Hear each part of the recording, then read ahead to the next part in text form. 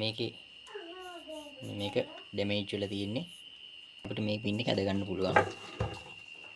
අපි ඇදලා බලමු.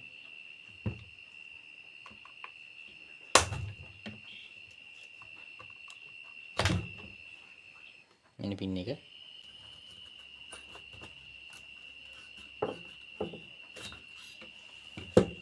මේක ඇල්ල ගලවලා අයින් කර ගන්න ඕනේ. මේකේ තමයි අපි print කරන එක.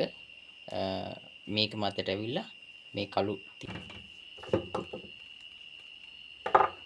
මේ තියෙන ස්පොන්ජ් එකක්.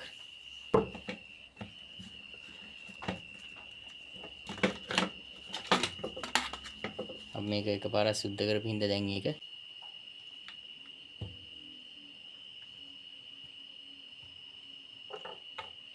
මේ වීල් එක මේ ලොකු වීල් එක අපි මේ ටික අයින් කර